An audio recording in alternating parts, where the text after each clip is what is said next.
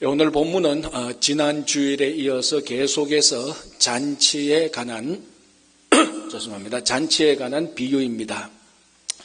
오늘 이 잔치 비유는 아주 구체적입니다. 또 이 잔치 비유에 대해서 우리가 너무 잘 알기 때문에 제가 시시콜콜이 말하기조차도 어색할 정도로 잘 압니다. 그러나 순서에 따라서 우리가 누가복음을 보니까 또 계속해서 한번 보도록 하겠습니다. 내용은 이렇습니다.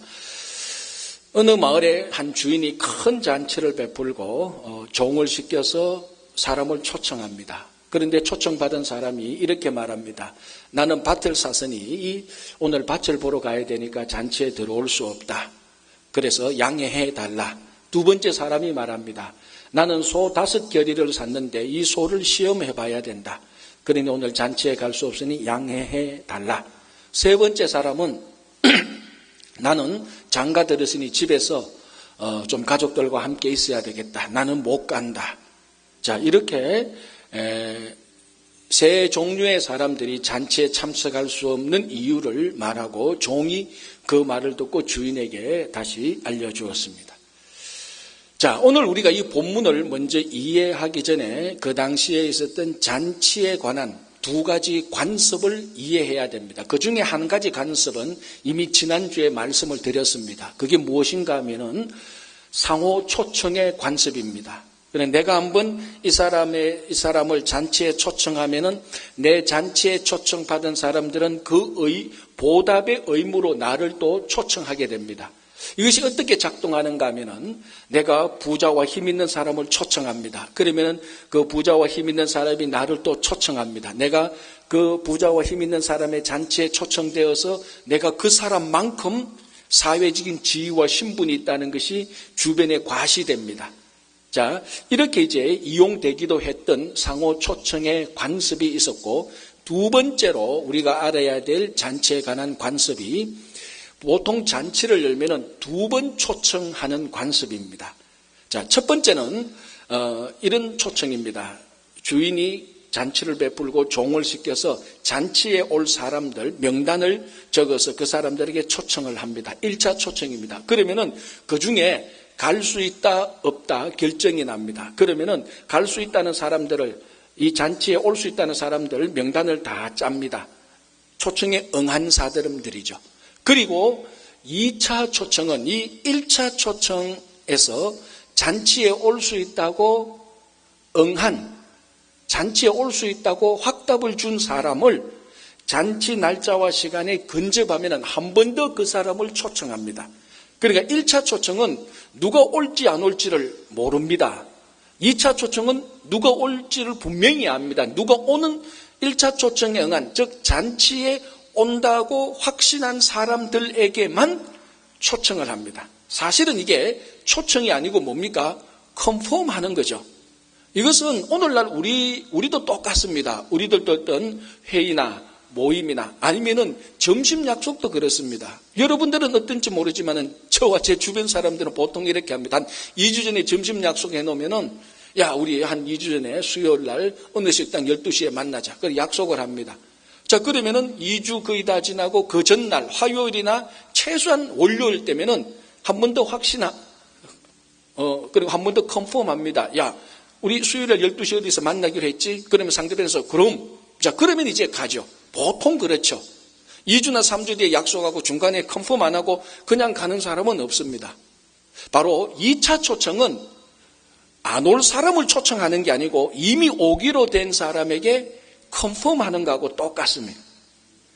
자, 그런데 오늘 무슨 일이 생겼습니까? 이 컨펌을 하는데 1차 초청 때 오기로 한 사람이 한결같이, 제가 잘 쓰는 용어로 말하면 싹 다 안 오겠다고 말합니다.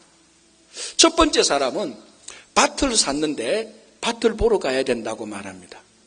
우리는 그럴 수 있겠다라고 생각하지만은 그 당시 사람들이 듣기에는 이거는 속보이는 거짓말에 불과한 것입니다. 왜냐하면 고대 중동에서 이 밭을 사는 것은 굉장히 조심스러운 일입니다. 중요하기 때문에, 또 그래서 이 밭을 살 때는 미리 그 밭의 토지를 조사합니다. 배수로도 조사합니다. 그리고 겨울을 기다렸다가 겨울에 그 밭에 햇빛이 얼마나 드느냐 그것도 조사하고, 어떤 사람은 1년간 조사를 합니다. 1년간 그 밭의 수확량이 얼마인지 그거 다 조사하고 자기 마음에 들었을 때 밭을 삽니다. 자, 그런데 오늘 이 사람이 밭을 샀으니까 밭을 보러 가야 된다고 말합니다. 이미 그 전에 오랫동안 봤는데 오늘 또 본다고 하는 것은 이것은 핑계요 거짓말이라는 것입니다. 자, 두 번째 사람은 뭡니까? 소를 5결이 샀는데 오늘 소를 시험하러 간다고 말합니다. 이것도 속보이는 핑계입니다. 자, 소 5결이는 소 10마리입니다. 한 결의에 소 2마리를 같이 엮어서 이제 밭을 갈도록 하는 거죠. 여러분, 이 소 한 마리가 어린이 장난감입니까? 얼마나 비싸고, 고대 중동에서도 소 한 마리는 굉장히 중요한 재산 가치입니다. 게다가 소 10마리니까 이게 엄청난 부자예요. 자, 그런데 소를 사는데 한 번도 시험 안 해보고 이 소를 삽니까? 그렇지 않습니다. 오늘 소를 산다는 것은 이미 이 소를 다 점검해 봤습니다. 10마리를 샀는데 2마리 이렇게 묶어서 주면은 이 밭을 잘 경작할 거다. 소의 건강은 어떤지, 특징은 어떤지 다 조사하고 10마리를 샀습니다. 그 사는 날은 그날 소를 시험해 보지 않아도 됩니다. 이미 시험해 봤습니다. 설령 소를 시험하지 안 해보고 샀다 하더라도 소 10마리를 살 수 있는 사람이면 그 마을에, 그 도시에 굉장히 큰 부자입니다. 자기는 이미 1차 초청에 잔치에 가기로 약속을 했으니까 오늘 소를 시험해야 된다? 그러면은 자기 종에게, 하인에게 맡기고 가도 됩니다. 그런데 오늘 소를 시험해 봐야 되겠다고 말하면서 잔치에 가지 않는 겁니다. 속보이는 변명이죠. 거짓말이죠. 자, 세 번째 사람은 더 가관입니다. 이유가 뭡니까? 내가 장가 들었으니까 못 가겠다는 겁니다. 여러분, 장가 든 거하고 잔치에 가겠다고 약속하고 안 가는 거하고 무슨 상관이 있습니까? 아무 상관없어요. 생떼를 쓰는 겁니다. 억지를 부리는 겁니다. 자, 이렇게 세 종류의 사람들이 잔치에 가겠다고 1차에 잔치에 가겠다고 약속해 놓고 2차에 안 갑니다. 이유들은 다 다릅니다. 밭에 가야 되고 소 시험해 봐야 되고 가족들과 함께 있어야 된다. 이유는 다른데 그 저의는 똑같습니다. 다시 말하자면 이 세 사람들은 잔치에 못 가는 게 아니고 잔치에 안 가는 겁니다. 제가 방금 말씀드렸잖아요. 전부 다 이 사람들이 오늘 잔치에 갈 수 있는 형편입니다. 잔치에 못 갈 형편이 아닙니다. 다 잔치에 갈 수 있는데 변명은 잔치에 못 간다라고 말합니다. 정확히 표현하자면 내가 잔치에 안 가겠다는 겁니다. 왜 그런가 하면요. 여기 중요한 게 있습니다. 만약에 잔치에 못 가겠다 하면은 우리말로 하면 잔치에 못 갈 형편이면은 익스큐즈가 됩니다. 천재지변이 일어나거나 내가 잔치에 가겠다고 했는데 어제 다리가 하나 부러졌다. 그러면 못 가는 겁니다. 그러면 이거는 잔치를 초청한 주인에게 누가 되지 않고 모욕이 되지 않습니다. 이해가 되는 거죠. 상식적으로도. 그래서 다 1차 이 세 종류의 사람들이 그 말에 저희는 잔치에 못 간다라고 말을 합니다. 세 번째 사람은 단정적으로 말하죠. 내가 장가 들었으니까 잔치에 못 가라고 말합니다. 사실은 안 가는 건데 못 간다라고 말을 합니다. 왜? 자기들 욕 안 얻어먹으려고. 거짓말을 하는 것입니다. 못 가는 것은 선택의 여지가 없습니다. 안 가는 것은 선택의 여지가 있는데 자기가 일부러 안 가는 겁니다. 그래서 안 가는 것은 자기가 책임을 져야 됩니다. 그 책임 면하려고 못 간다라고 말을 하는 것입니다. 잔치에 지금 못 가는 것이 하고 안 가고 있습니다. 왜? 무엇 때문에? 밭에 가야 되고 소 봐야 되고 가족들과 함께 있어야 되고. 왜 이 사람들은 선택의 여지가 있는데 잔치에 갈 수 있는 선택과 자기가 잔치에 안 갈 수 있는 선택이 있는데 아무도 잔치에 안 가고 세상으로 간 그 선택권을 어디에 두었습니까? 물질과 가족 관계에 두었습니다. 밭과 소라는 그 물질, 그리고 자기 가족들과 함께 있어야 된다는 그 가족, 물질과 가족 관계에 얽매여서 하나님 나라의 잔치에 갈 수 있는 선택을 포기하고 세상에 남아버린 것입니다. 이게 여러분 우리 창세기에 보면은 롯의 이야기에 나오는 것하고 똑같습니다. 소돔과 고모라에 살고 있는 롯, 아브라함의 조카 롯. 그 소돔과 고모라가 너무 타락해서 하나님께서 소돔 고모라를 심판하시기로 작정했지만 아브라함을 생각해서 롯과 그 가족은 구원하시기로 했습니다. 그래서 하나님의 천사가 롯에게 가서 이 소돔 고모라의 심판이 내릴 때 너희들은 뒤돌아보지 말고 들에 머무르지 말고 곧장 산으로 도망가라, 앞으로 가라라고 약속을 했습니다. 명령을 했습니다. 자, 그런데 실제로 그 소돔에 불과 유황이 내려서 심판할 때 무슨 일이 생깁니까? 우리 다 알잖아요.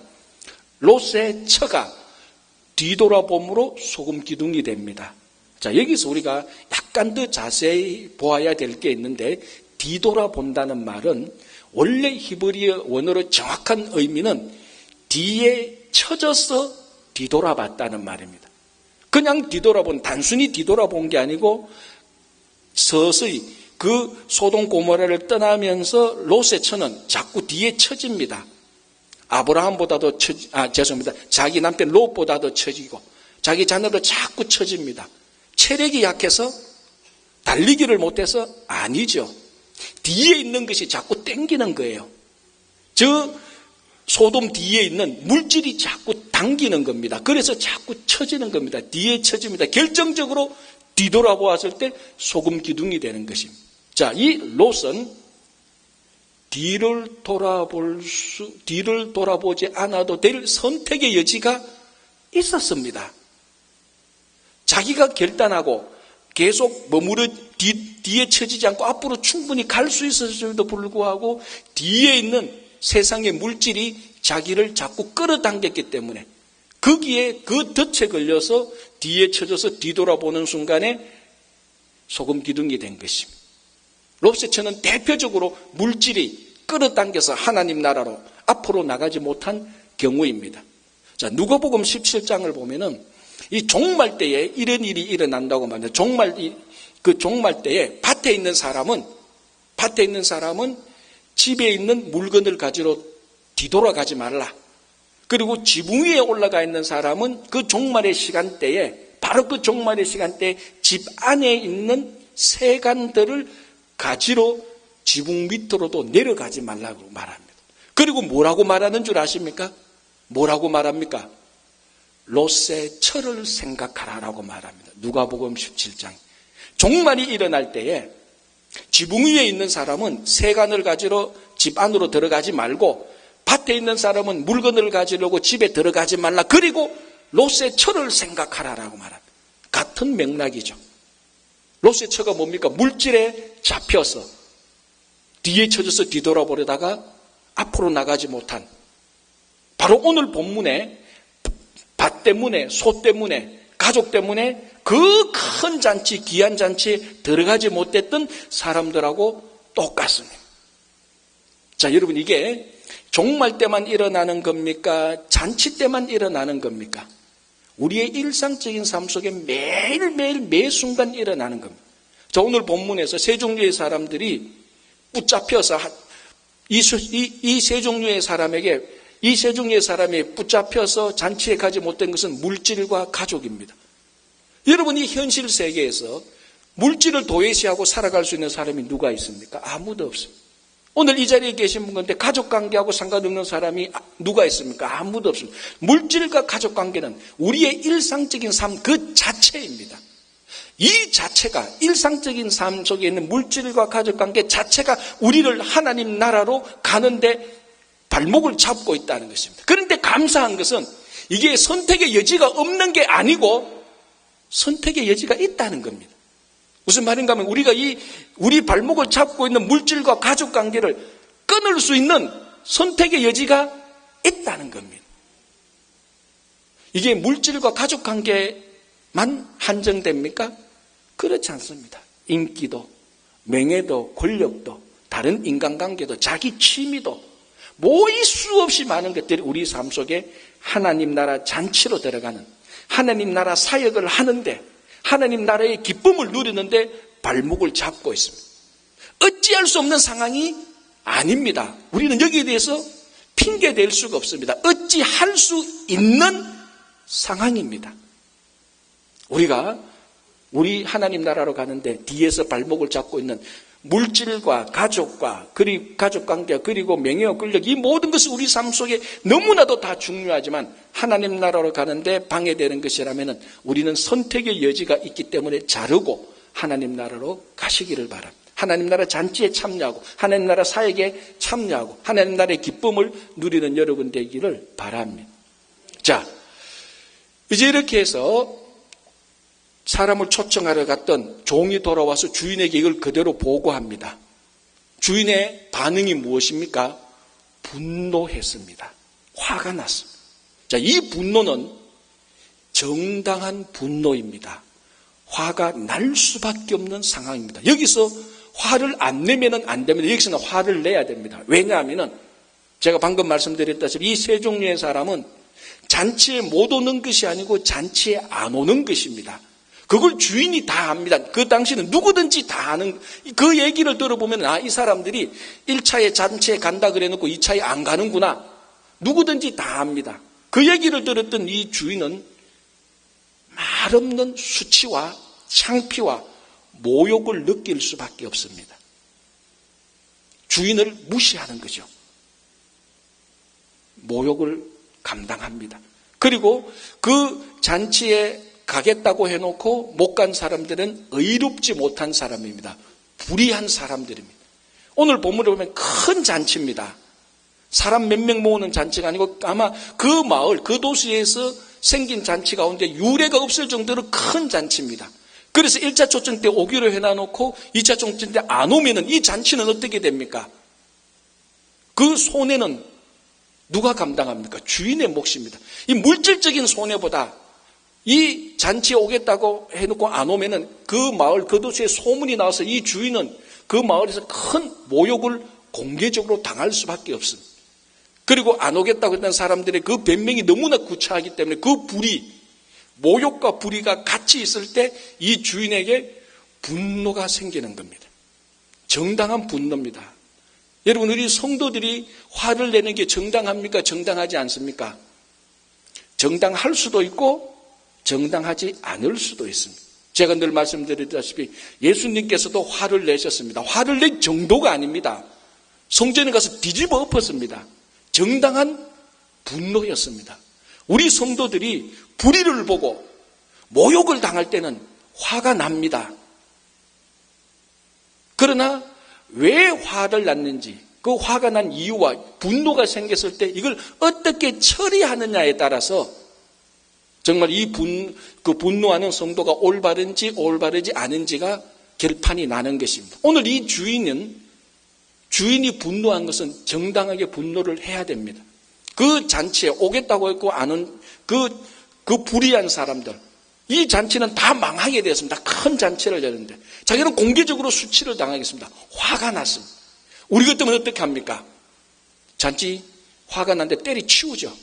보자, 때리치우고 너희들 내한테 수치를 줬지, 모욕을 줬지, 반드시 너희들도 나에게 모욕을 한번 당할 것이다.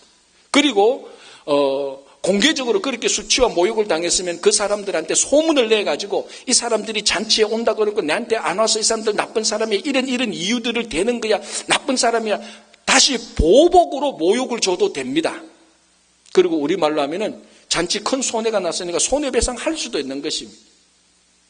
그러니까 이런 방식, 율법적인 방식을 취할 수가 있습니다. 그런데 오늘 본문을 보면은 이 주인이 얼마나 은혜로운 사람인가 하면 분노는 느꼈습니다. 정당한 분노를 느끼고 자기에게 그런 손해와 수치를 끼친 그 불의한 사람들에게 똑같은 보복을 하지 않습니다. 분노는 느꼈는데 이 분노를 가지고 종들과 자기 가족들과 상의해서 잔치 치우고 보복하자, 그게 아니고 종들을 다시 불러 모읍니다. 지금 너희들은 빨리 밖으로 나가서 가난한 자들과 장애인들을 불러 모아라. 그리고 그 사이에 보면은 한 번도 자기에게 수치와 모욕을 준 이 불의한 사람들을 보복하지 않습니다. 여러분, 보복은 율법적인 방식입니다. 그리고 율법의 동해 보복법, 똑같은 해, 자기가 해를 당했으면 똑같은 것으로 보복하도록 되어 있습니다. 우리가 잘 아는 대로 귀에는 귀로, 눈에는 눈에. 그러니까 내가 한 대 맞았으면 한 대 치는 동해 보복법이 있습니다. 오늘 이 주인은 수치와 모욕을 당했고 이 손해를 받았기 때문에 똑같이 수치와 모욕을 주고 손해를 줄 수 있는 율법적인 방식으로 일을 처리할 수도 있었지만 그것은 싹 빼고 하지 않고 빨리 나가서 가난한 자들과 장애인들을 불러 모아라.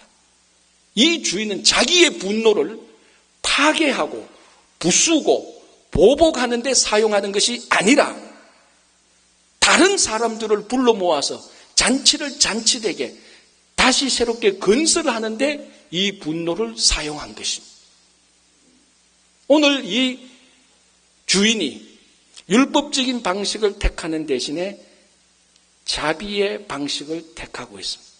자비가 무엇인가 하면은 마땅히 징계받아야 될 사람에게 징계를 면해 줍니다. 그래서 여러분 우리가 고대 자료들이나 드라마나 보면 그렇습니다. 벌 받아야 되는데 자기한테 벌 줄 수 있는 사람에게 가서 뭐라고 말합니까? 나에게 자비를 베풀어 주소서라고 말합니다. 왜? 자비는 내가 벌을 받아야 마땅한데 내가 받아야 할 벌을 면해 주소서. 그게 자비입니다. 자, 오늘 이 잔치의 주인은 마땅히 자기에게 수치와 손해를 끼친 사람들에게 보복할 수 있습니다. 그럼에도 불구하고 그 보복받을 사람들에게 보복을 하지 않습니다. 자비를 베풀어 주는 것입니다. 자비를 베품과 아울러서 그 분노를 파괴하고 부수는 것이 아니고 다시 가난한 자들과 장애인들을 불러 모으는 것이는 것이. 자, 그래서 이 종이 주인의 말을 듣고 가서 가난한 자들과 장애인들 데리고 와서 잔치의 자리를 채웠는데 워낙 큰 잔치가 되다 보니까 사람 잔치에 빈자리가 아직 생깁니다. 자, 이제 그래서 다시 또 한 번 더 불러 모으는 거죠. 자, 여기서 그 잔치에 1차적으로 잔치에 온 사람들을 보십시오. 어떤 사람들입니까? 가난한 사람들과 장애인들입니다. 자, 우리 지난 주일날 봤죠. 이 가난한 사람들과 장애인들은 잔치에 초청받지 못하는 사람들입니다.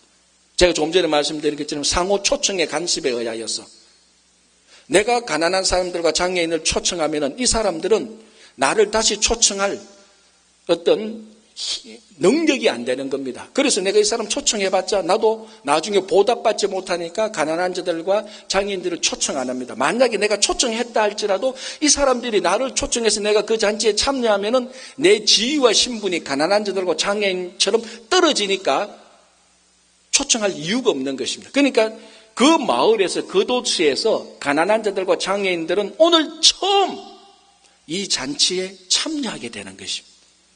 이 가난한 자들과 장애인들은 잔치에 참여할 자격이 없습니다.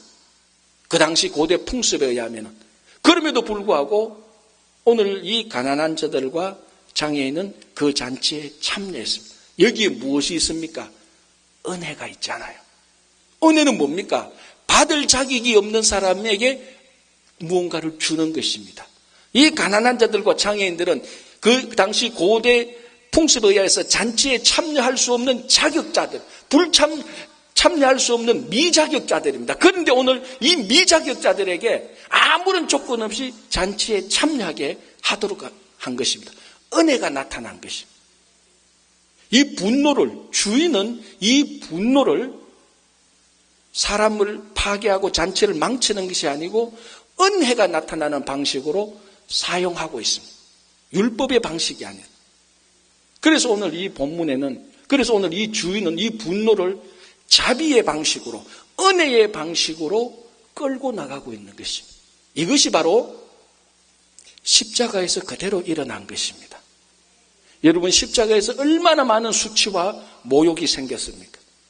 아무런 죄 없는 예수님께서 사람들에게 엄청난 수치와 모욕을 당했습니다. 옷을 벗기고 뺨을 때리고 침을 뱉으며 십자가에 달린 예수에게 내려와보라. 자기도 구원하지 못하면서 남을 구원한다고? 그 저주받은 십자가에 달린 예수를 수없이 많은 수치와 모욕을 주었습니다. 오늘 이 잔치 주인이 받은 모욕과 같은 종류입니다.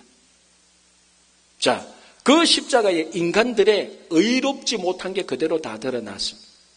예수님을 십자가에 박은 그 수없이 많은 사람들의 불의, 의롭지 못한, 죄 없는 사람을 십자가에 단 그 불의, 십자가에 못 박으라고 말하고 조롱했던 그 불의가 그대로 나타났어요. 그리고 거기에는 죄에 대한 하나님의 분노가 나타났어요. 죄 없는 예수 그리스도께서 세상의 모든 죄를 예수의 몸에 지게 되었을 때 그 죄에 대한 하나님의 분노, 그것이 십자가에 그대로 나타났습니다. 오늘 이 잔치에 모욕과 불의와 분노가 그대로 나타난 것처럼 십자가에서도 모욕과 불의와 분노가 그대로 나타났습니다. 자, 그런데 이 십자가에서 무엇이 나타납니까? 말할 수 없는 하나님의 자비와 하나님의 은혜가 나타난 것 아닙니까? 이 십자가로 인하여서 예수님을 십자가에 단 그 불의한 사람들, 마땅히 벌받아야 될 사람들을 하나님께서 벌하지 않으셨습니다. 자비가 나타난 것입니다. 그 십자가 사건으로 구원받을 자격이 없는 우리들에게 구원을 주셨습니다. 하나님의 은혜가 나타났습니다. 얼마나 많은 사람들이 분노를 느낄 때마다 율법적인 방식으로 대처하는지 모릅니다.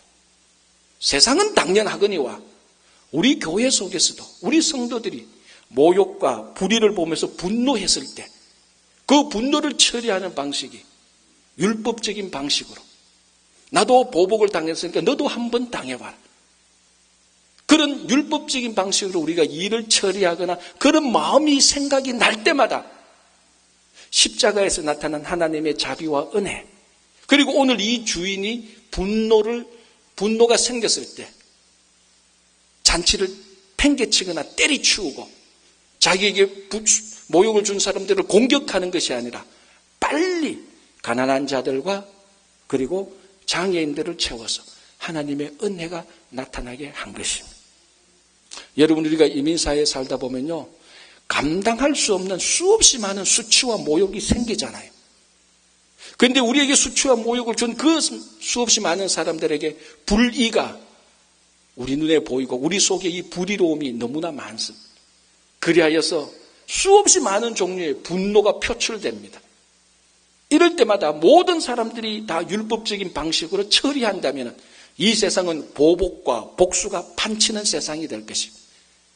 그러나 우리 하나님의 자녀들은 그 분노를 오늘 이 주인처럼, 아니 십자가처럼 율법적인 방식으로 대응하는 것이 아니라 하나님의 자비를 드러내고 은혜를 드러내서 파괴와 부수는 것이 아니라 다시 세워나가는, 더 좋은 방법으로 세워나가는 우리 성도들이 되어야 되는 것입니다. 자, 이게 워낙 큰 잔치가 되나니까 가난한 자들과 장애인들을 데리고 와도 빈자리가 남습니다. 자, 이제 주인이 뭐라고 말합니까? 다시 종들을 불러 모읍니다. 이번에는 너희들이 나가서 강권하여 내 집을 채우라 라고 말합니다. 참 우리 한국 사람들이 좋아하는, 특히 총전도주의라면은 제일 많이 쓰이는 표가 뭡니까? 강건하여 내 집을 채워라. 바로 오늘 이 본문입니다. 유독 한국 사람만 이 강건하여 내 집을 채우라는 말에 도전을 받고 좋아하는 것 같아요. 자, 오늘 이 강건이란 말의 정확한 뜻은 이 본문에서 찾아야 됩니다. 자, 주인이 큰 잔치를 열었고 원래 오기로 한 사람이 안 왔고 그래서 나가서 가난한들과 장애인들을 채웠는데 빈자리가 남았습니다. 종에게 말합니다. 이제는 너희들이 가서 산 울타리로 가서 어느 곳에 가든지 누구를 만나든지 무조건 아무 자격과 조건 따지지 않고 다 데리고 와서 이 큰 잔치에 참여하도록 하라라고 말합니다. 자, 그러면 한번 생각해 보십시오. 아까 상호 초청의 간섭에 의하여서 이 종들이 나갑니다. 만나는 사람마다 잔치에 오세요. 큰 잔치가 있습니다. 자, 이 초청을 듣는 사람들이 그래요 하고 쉽게 올 수 있습니까? 아니에요. 왜? 지금까지 이렇게 초청하는 사람은 아무도 없었기 때문에, 이런 잔치는 아무도 없었기 때문에, 평생 이런 잔치를 처음 듣기 때문에 머뭇거립니다. 아니 그렇게 큰 잔치를 열었는데 나하고 알지도 못하는 주인이 왜 나를 초청한다는 말이에요? 그래 놔놓고 날 보고 나중에 또 초청하라는 것 아니에요? 나 그래 초청할 자격 없어요. 자신 없어요. 그러니까 종이 말합니다. 아니요. 그래도 오세요. 오늘 잔치에 와서 마음껏 즐기고 나중에 우리 주인 초청 안 해도 돼요. 처음 듣는 말입니다. 이런 사람들이. 특별히 성 밖에 사는 사람들. 여러분 성 밖에 있는 사람들은 소외되고 다 저주받고 그 사람들에게 따돌림 받은 사람입니다. 이 종들 몇 명이 성 밖에 가서 말합니다. 성 안에 큰 잔치가 있습니다. 우리 주인이 큰 잔치를 했습니다. 다 들어오시오. 지금까지 살아도 그렇게 성 밖에 있는 사람을 초청한 적이 없고 그런 예는 들어본 적이 없습니다. 그 좋은 소식을 듣고서도 긴가민가 머뭇머뭇거리고 주저합니다. 그때 주인이 말합니다. 강건하여라. 자, 여러분 한번 생각해 보십시오. 이 의심하고 맞나 확신하지 못하는 사람들에게 어떻게 이 잔치에 참여하도록 합니까? 이 잔치가 진짜로 당신들을 향하여서 완전히 열려있다. 누구든지 들어와도 된다는 이 진실이 이 사람들에게 전달되어져야 됩니다. 듣기는 듣는데 마음속으로 감동을 못 느낍니다. 의심합니다. 이때 하는 방법이 강건입니다. 그래서 강건의 원뜻은 진실함으로 신실함으로 간절히 호소하라는 것입니다. 자, 이 강건은 누구의 문제입니까? 잔치를 베푼 주인의 문제입니까? 이 초청 소식을 듣는 사람의 문제입니까? 초청하는 종의 문제입니까? 초청하는 종의 문제죠. 종이 강건해야 됩니다. 그 소리를 듣는 사람이 종의 신실함과 종의 간절함이 호소를 듣고 이 사람이 하는 말이 맞겠구나. 이 사람을 보니까 참 진실하구나. 이 사람이 거짓말할 사람이 아니구나. 진실해. 간절히 하는 거 봐. 오늘 이 잔치는 진짜 공짜겠구나. 내가 진짜 잔치 가도 즐겁게 놀아도 내한테 아무런 해도 없겠구나. 그때 감동을 받을 때, 설득이 될 때, 이 사람의 신실함과 간절함으로 설득이 될 때에 잔치에 오게 됩니다. 바로 그곳, 신실함으로 끝까지 간절함으로 호소하는 것이 강건입니다. 그런데 우리는 어떻게 사용합니까? 강제로라도 데리고 오라는 것입니다. 강제성을 말하는 것 같은데 절대로 이 신실함, 이 강건의 원래 의미는 강제성은 하나도 없습니다. 강제로 데리고 오는 게 아닙니다. 그 사람을 설득시켜야 됩니다. 그 사람의 마음에 감동을 줘야 됩니다. 우리는 어떡합니까? 여기 진짜 진리가 있으니까 구원이 있으니까 강제로 목이라도 끌어서 강제로 데리고 오시오. 오늘 이 강건은 절대로 그런 의미가 아닙니다. 그 반대의 의미입니다. 강제로 하지 말라는 겁니다. 네가 신실함으로 간절함으로 호소해서 그 사람을 설득시키고 감동시켜서 데리고 오라는 것입니다. 왜 이 강건이란 말이 강제성이 들어가 있는가 하면 불행하게도 기독교 역사상 가장 위대했던 사상가였던 어거스틴의 해석 때문이었어요. 어거스틴이 복음에 대한 너무 뜨거운 열정 때문에 어떻게 하면 이 안 믿는 사람들을 교회에 와서 하나님을 만나고 예수를 알도록 할까? 그렇게 보다가 이 강건이라는 말 속에 여기 진리가 있으니까 강제로라도 데리고 와서 예수를 믿게 해야 되겠다. 바로 그것이 유래가 되어서 계속해서 지금까지 특별히 우리 한국 사람들은 강제로라도 데리고 와서 집을 채우자는 강제성이 들어갑니다. 여러분 이 강제성이 약간만 왜곡되면 거기는 폭력도 들어가고 정복도 들어갑니다. 그래서 실제로 이 강건하여 내 집을 채우라는 이 말 때문에 많은 기독교 국가들이 다른 국가들을 개종시키려는 목적으로 폭력을 사용했고 칼을 휘둘렸고 안 믿는 사람들을 죽이기도 했습니다. 여러분 그거는 강건이 절대로 아닙니다. 오늘 본문에서 말하는 강건. 그래서 실제로 중세 때 스페인 종교 재판 때에 폭력과 강제성이 강건이라는 말, 이 단어 하나로 합리화가 되었습니다. 예를 들자면은 어떤 한 사람이 다른 사람을 폭력하고 심하게 다치게 했습니다. 종교재판이 회부되었습니다. 왜 이 사람을 심하게 다치게 하고 폭력을 했나? 나 이 사람 교회 데리고 오려고 하다 보니까, 강제로 끌고 오려고 보니까 이 사람이 자꾸 말 안 들어서 때리고 폭력을 했어요. 그래?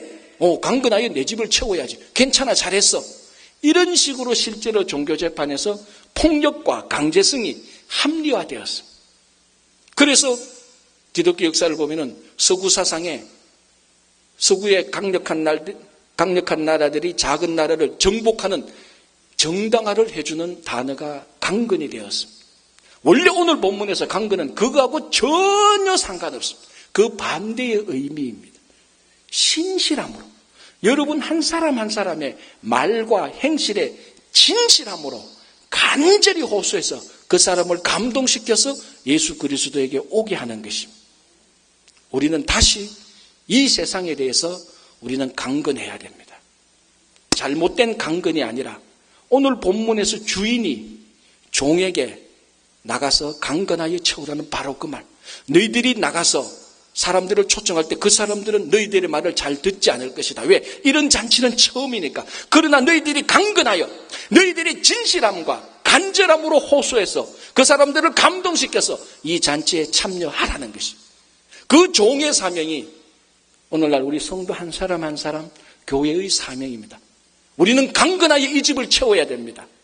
그러나 강제성이 아니라 폭력과 정오가 아니라 억지로 하는 것이 아니라 신실함으로, 진실함으로, 그리고 간절함으로 사람들에게 감동시켜서 그 사람들이 우리를 보고 주님 앞으로 오도록 하는 것, 그것이 강건이고, 다시 한번 우리 교회와 성도는 강건하여 주님을 채워야 되는 것이. 여러분, 무엇이 하나님 나라 잔치 가는데 붙잡고 있습니까? 물질입니까? 명예입니까? 권력입니까? 인간관계입니까? 가족관계입니까? 무엇입니까? 감사한 것은 우리가 어찌할 수 없는 상황이 아니고 어찌할 수 있는 상황입니다. 오늘 과감하게 그것을 잘라서 하나님 나라의 기쁨을 누리시기를 바랍니다. 여러분, 수없이 많은 수치와 분노가 있습니다. 율법적인 방식으로 처리하는 것이 아니고 이 분노 가운데서 하나님의 은혜와 자비가 나타나기를 바랍니다. 여러분, 다시 한번 우리는 강건해서 이 집을 채웁시다. 강제성이 아니라, 폭력성이 아니라, 끌어들이는 것이 아니고 우리 속에 있는 예수 그리스도에 대한 간절함과 신실함으로 이 세상을 감동시키는 여러분 되기를 바랍니다.